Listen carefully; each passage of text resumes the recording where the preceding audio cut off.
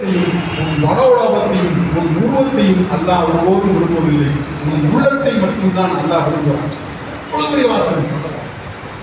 நீ வந்து தங்கத்துடைய விலை ஏறி போச்சு, எல்லாரும் நகை உடம்புடைய பிரேஸ்லெட் 10 பவுன் செயின் மோதிரம் வண்டி காரு இதெல்லாம் வச்சிருக்கவன் தான் பெரிய பணக்காரன், இவன் தான் பெரிய ஆள் என்ற ஒரு சமூக கட்டமைப்பு வந்து ஒரு பெரிய மனிதர்கள் செல்வந்தர்கள் அவர்களைத்தானே உலகம் மதிக்கிறது.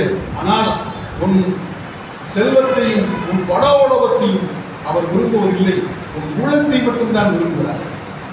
நபிக்கு அப்துல் தான் சொல்வார், ஒருவன் சாப்பிட்டு கொண்டிருந்தான், அவன் சாப்பிட்டு கொண்டிருந்த போது ஒரு பருக்கை கீழே விழுந்திருப்பது, ஐயோ ஒரு பருக்கை கீழே விழுந்திருப்பது என்று அவன் வருந்தினான். அப்பொழுது 10 எறும்புகள் வந்து அந்த பருக்கையை பின்பற்றி கொண்டன. இறைவன் சொன்னாராம், இந்த 10 எறும்புகளுக்கு நீ உணவளித்ததால் உனக்கு சுவனம் திறக்கப்பட்டது என்று. எவ்வளவு பெரிய வார்த்தை.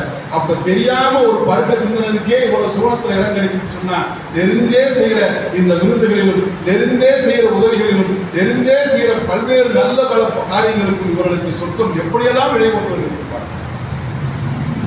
ஒரே ஒரு செய்தியை மட்டும் சொல்லி இந்த இனிய நாளை நான் நிறைவு செய்ய விரும்புகிறேன். இங்கு அமர்ந்திருக்கிற அத்தனை நல்ல உள்ளங்களுக்கு என் பாதம் அடைந்த வணக்கத்தை தெரிவித்துக் கொள்கிறேன். உங்களுக்கும் 1000 வேலைகள் இருக்கும்.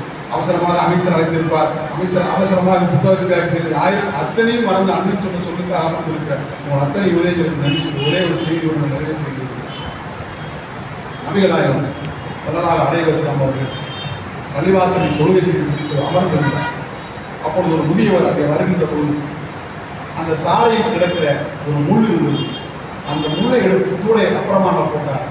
போட்டவுடன் நபிகளாயம் ஸல்லல்லாஹு அலைஹி வஸல்லம் சொன்னாராம், இதுவரை இவர் செய்த பாவங்கள் எல்லாம் நீங்கிவிட்டது, இவருக்கு சொர்க்கம்தான் கிடைக்கும் என்று சொன்னார். யோசித்து பாருங்கள். இயற்கையை நேசிக்க வேண்டும், சுற்றுச்சூழலை நேசிக்க வேண்டும், பிற உயிர்களுக்கு உதவி செய்ய வேண்டும், யாரையும் வார்த்தைகளாலும் சொல்லாலும் காயப்படுத்தக்கூடாது, பணத்தின் மீதும் நகையின் மீதும் ஆசை வைக்கக்கூடாது.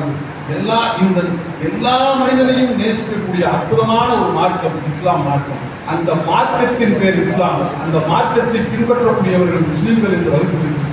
என்னுடைய ஆசான் பாரதி கிருஷ்ணகுமார் தான் சொல்வார், இந்த நூற்றாண்டில் மிக முக்கியமான ஒரு வாசகம் சமத்துவம். எதை தேடினாலும், எதை உணர்ந்தாலும், எதை சம்பாதித்தாலும் எல்லோரும் சுற்றி வந்து இந்த நூற்றாண்டுக்கு தேவையான ஒரு விஷயம் சமத்துவம்.